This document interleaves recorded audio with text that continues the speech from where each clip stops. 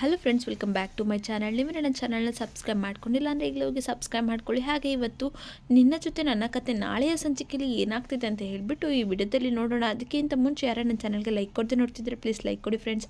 ಹಾಗೆ ಈ ವಿಡಿಯೋ ಸ್ಟಾರ್ಟಿಂಗಲ್ಲಿ ಏನಪ್ಪ ಆಗುತ್ತೆ, ಎಲ್ಲರೂ ಕೂಡ ಹಾಲಲ್ಲಿ ಕೂತ್ಕೊಂಡಿರ್ತಾರೆ. ಅವರು ತುಂಬಾ ಖುಷಿಯಾಗಿ ಮಾತಾಡ್ತಾ ಇರ್ತಾರೆ. ಹಾಗೆ ಹಳೆದನ್ನೆಲ್ಲ ನೆನಪಿಸ್ಕೊಳ್ತಾ ಇರ್ತಾರೆ.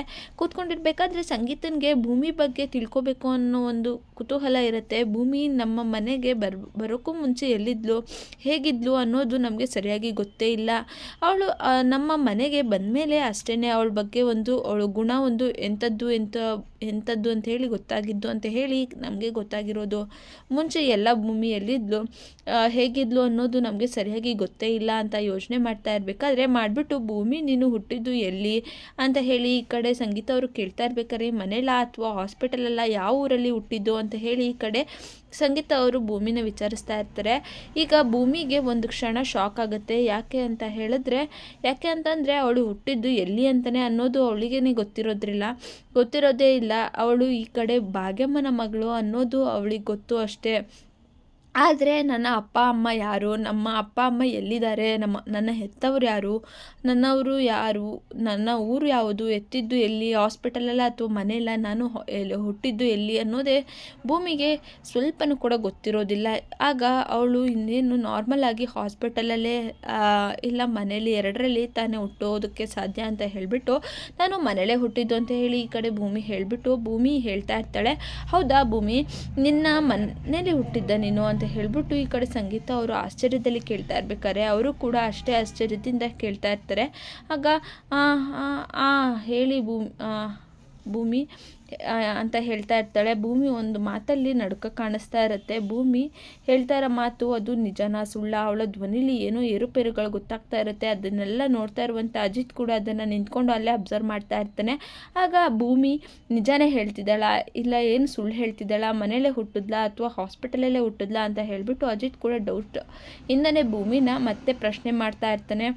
ಸಾಹೇಬ್ರೆ, ಅಲ್ಲೇ ಹಾಸ್ಪಿಟಲಲ್ಲೇ ಹುಟ್ಟಿದ್ದು ನಾನು ಅಲ್ಲಿ ಅಂತ ಹೇಳ್ಬಿಟ್ಟು ಈ ಕಡೆ ಭೂಮಿಯವರು ಮಾತನ್ನ ಮರೆಸ್ತಾ ಇರ್ತಾರೆ. ಮತ್ತು ಉಲ್ಟಾ ಹೇಳ್ಬಿಡ್ತಾಳೆ.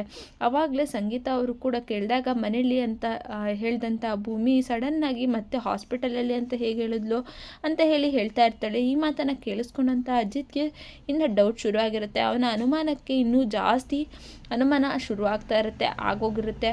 ಆಗ ಭೂಮಿ ಯಾಕೆ ಈ ರೀತಿ ಕೇಳ್ತಾ ಇದ್ದಾಳೆ ತಪ್ಪನ್ನು ಒಂದು ಚಿಕ್ಕ ಪ್ರಶ್ನೆ, ನೀನು ಎಲ್ಲಿ ಹುಟ್ಟಿದ್ದು ಅಂತ ಹೇಳಿ ಎಲ್ಲ ಮಕ್ಕಳಿಗೂ ಸಹ ಅವರ ಅಪ್ಪ ಅಮ್ಮ ನೀನು ಎಲ್ಲಿ ಹುಟ್ಟಿದ್ದೆ ಅನ್ನೋದನ್ನೆಲ್ಲ ಹೇಳಿರ್ತಾರಲ್ಲ, ಆ್ಯಸ್ ಯೂಶುವಲ್ ಆಗಿ ನೀನು ದೊಡ್ಡವಳಾದಾಗ ನಿನಗೆ ನಿಮ್ಮ ಅಪ್ಪ ಅಮ್ಮ ಅದೇ ರೀತಿ ಹೇಳ್ತಾರೆ ಭೂಮಿ. ಆದರೆ ನೀನು ಯಾಕೆ ಈ ರೀತಿ ತಡವಡಿಸ್ತಾ ಇದೆಯಾ, ನಿನ್ನ ಒಂದು ಹೇಳ್ತಾ ಇರುವ ರೀತಿಯಲ್ಲಿ ಯಾಕೆ ಇಷ್ಟೊಂದು ನಡುಕ ಕಾಣಿಸ್ತಾ ಇದೆ ಅಂತ ಹೇಳಿಬಿಟ್ಟು ಅಜಿತ್ ಅವಳನ್ನು ಅನುಮಾನದ ದೃಷ್ಟಿಯಿಂದ ನೋಡ್ತಾ ಇರ್ತಾನೆ.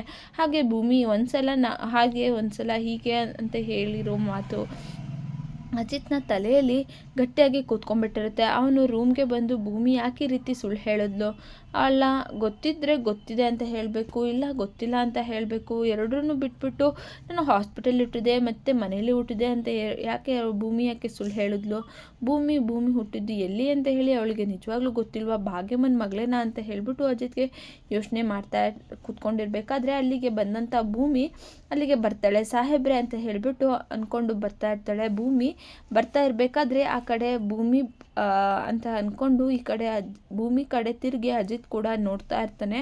ಹಾಗೆ ಒಂದು ಕ್ಷಣ ಸಾಹೇಬ್ರೆ ಅಂತ ಹೇಳಿಬಿಟ್ಟು ನಾನು ಕೂಡ ಅಂತ ಹೇಳಿ ನಿಮಗೆ ಡೌಟ್ ಕಾಡ್ತಾ ಇದೆಯಾ, ನಾನು ಭಾಗ್ಯಮ್ಮನ ಮಗಳು ಅಲ್ಲ ಅಂತ ಹೇಳಿ ನಿಮಗೆ ಅನ್ನಿಸ್ತಾ ಇದೆಯಾ ಸಾಹೇಬ್ರೆ ಅಂತ ಹೇಳಿ ಈ ಕಡೆ ಭೂಮಿ ಕೇಳ್ತಾ ಇರ್ತಾಳೆ. ಅಜಿತ್ ಏನನ್ನ ಮಾತಾಡದೆ ಹಾಗೆ ನಿಂತಿರ್ತಾನೆ. ಭೂಮಿ ಬಂದು ಯಾಕೆ ಈ ರೀತಿ ಕೇಳ್ತಾ ಇದ್ದಾಳಲ್ಲ ಅಂತ ಹೇಳಿ ಮತ್ತೆ ಅಜಿತ್ಗೆ ಇನ್ನೂ ಅನುಮಾನ ಹೆಚ್ಚಾಗ್ತಾ ಇರುತ್ತೆ. ಇವನು ಏನನ್ನು ಮಾತಾಡದೆ ಭೂಮಿನ ಮಾತನ್ನು ಕೇಳಿಸ್ಕೊಂಡು ಹಾಗೆ ಕೂತ್ಕೊಂಡಿರ್ತಾನೆ. ಹಾಗೆ ಈ ಕಡೆ ಭೂಮಿ, ಸಾಹೇಬ್ರೆ ನಾನು ಯಾರು ಅಂತ ಹೇಳಿ ನಿಮಗೆ ತಿಳ್ಕೊಬೇಕಾ ಸಾಹೇಬ್ರೆ, ಆದರೆ ನಮ್ಮಮ್ಮ ನಿಜವಾಗ್ಲೂ ಭಾಗ್ಯಮ್ಮ ಅಲ್ಲ, ನಾನು ವೀರಣ್ಣ ಭಾಗ್ಯಮ್ಮನ ಮಗಳಲ್ಲ ಸಾಹೇಬ್ರೆ, ನನ್ನ ನಿಜವಾದ ತಂದೆ ಬೇರೆ ಯಾರೂ ಅಲ್ಲ, ದುಡ್ಡು ಸಾಹೇಬ್ರು, ಶ್ರವಣ್ ಸಾಹೇಬ್ರು ಅಂತ ಹೇಳ್ಬಿಟ್ಟು ಈ ಕಡೆ ಇದ್ದಾರಲ್ಲ ಅವ್ರ ಮಗಳೇ ನಾನು, ಮನಸ್ವಿನಿ ಅಂತ ಹೇಳ್ಬಿಟ್ಟು ಈ ಕಡೆ ಭೂಮಿ ಹೇಳ್ತಾ ಇರ್ತಾಳೆ. ಅಂತ ಹೇಳಿದ ಅಂತ ಭೂಮಿ ಹೇಳ್ತಾ ಇರ್ಬೇಕಾದ್ರೆ ಈ ಮಾತನ್ನು ಕೇಳಿಸ್ಕೊಂಡಂಥ ಅಜಿತ್ಗೆ ಶಾಕ್ ಆಗ್ತಾ ಇರುತ್ತೆ. ಒಂದು ಕ್ಷಣ ಹಾಗೆ ಶಾಕ್ ಆಗಿರುತ್ತೆ.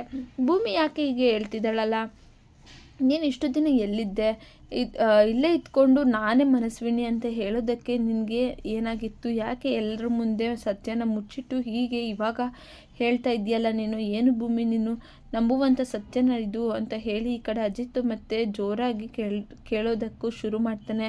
ಹೌದು ಸಾಹೇಬ್ರೆ, ನೀವು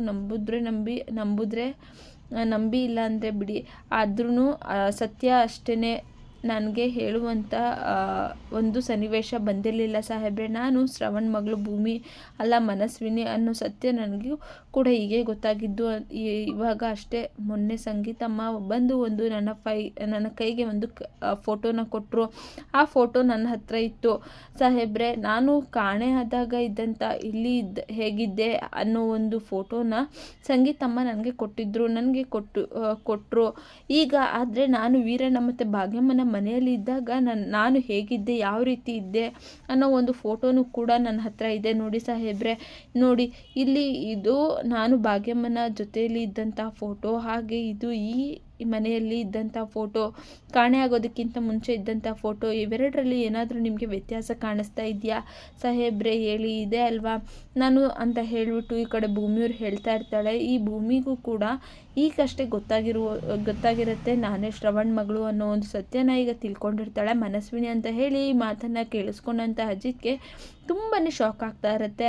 ಏನಿದು ಭೂಮಿ ಈ ರೀತಿ ಎಲ್ಲ ಹೇಳ್ತಾ ಇದ್ದಾಳಲ್ಲ ಅನ್ನೋ ಒಂದು ಶಾಕಲ್ಲಿ ಇಂಥ ಒಂದು ಸತ್ಯ ಭೂಮಿಲಿ ಇಷ್ಟು ದಿನ ಮುಚ್ಚಿಟ್ಕೊಂಡು ಭೂಮಿ ನನ್ನ ಜೊತೆ ನಾಟಕ ಮಾಡ್ಕೊಂಡಿದ್ಲ. ಮನಸ್ವಿನಿನ ಹುಡುಕ್ಬೇಕು ಅಂತ ಹೇಳಿ ನಾವೆಲ್ಲ ಎಷ್ಟು ಸಲ ಅವಳ ಮುಂದೆನೇ ಮಾತಾಡಿದ್ದೀವಿ. ಮನಸ್ವಿನಿನ ಬಗ್ಗೆ ಎಷ್ಟು ಸಲ ಇವಳ ಜೊತೆ ನಾನು ಡಿಸ್ಕಸ್ ಮಾಡಿದ್ದೀನಿ. ಆದರೆ ಇವಳು ಯಾವತ್ತೂ ಕೂಡ ಬಾಯಿ ಬಿಡದೆ ಇರೋ ಸತ್ಯನ ಇವತ್ತು ಹೇಳ್ತಾ ಇದ್ದಾಳೆ.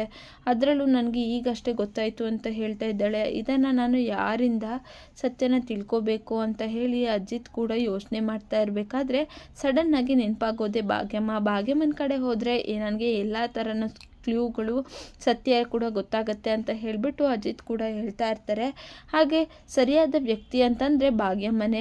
ಇವಳು ಭಾಗ್ಯಮ್ಮನ ಮಗಳು ಅಲ್ವಾ, ಅಥವಾ ನಮ್ಮ ಮಾವನ ಮಗಳು ಮನಸ್ವಿನಿನ ಇವಳೇನಾ ಅಂತ ಹೇಳಿ ನಾನು ಕಂಡುಹಿಡಿಲೇಬೇಕು ಅಂತ ಹೇಳಿಬಿಟ್ಟು ಅಜಿತ್ ಕೂಡ ಯೋಚನೆ ಮಾಡ್ತಾ ಇರ್ತಾನೆ. ಅಜಿತ್ ಕೂಡ ಯಾವುದಾದ್ರೂ ಒಂದು ಕೆಲಸಕ್ಕೆ ಕೈ ಹಾಕಿದ್ರೆ ಆ ಕೆಲಸನ ಒಂದು ದಿನ ಇಲ್ಲ 2 ದಿನ ಲೇಟಾದರೂ ಆಗಿರ್ಬೋದು, ಆದರೆ ಅದರ ಸತ್ಯ ಅವನಿಗೆ ಗೊತ್ತಾಗುತ್ತೆ.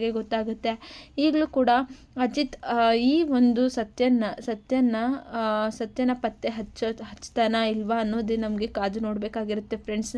ಬರುವಂಥ ನೆಕ್ಸ್ಟ್ ಎಪಿಸೋಡ್ಗಳಲ್ಲಿ ಈ ಕಡೆ ಭೂಮಿನೇ ಮನಸ್ವಿನಿ ಅನ್ನೋ ಒಂದು ಕಟು ಸತ್ಯನ ಈ ಕಡೆ ಅಜಿತ್ ನಿರೂಪಿಸ್ತಾನ ಇಲ್ವಾ, ಈಗ ಗೊತ್ತಾಗಿರುವಂಥ ಸತ್ಯ ಈಗ ಭೂಮಿ ಎಲ್ರಿಗೂ ಕೂಡ ಹೇಳ್ತಾಳ ಅನ್ನೋದು ನಾವು ಕಾದು ನೋಡಬೇಕಾಗಿರುತ್ತೆ. ನೀವು ಮುಂದೆ ಬರುವಂಥ ಸಂಚಿಕೆಗಳಲ್ಲಿ ಈ ಎಪಿಸೋಡನ್ನು ಕಂಟಿನ್ಯೂಯೇಷನ್ ನೋಡ್ತೀರಾ friends. Thank you for watching.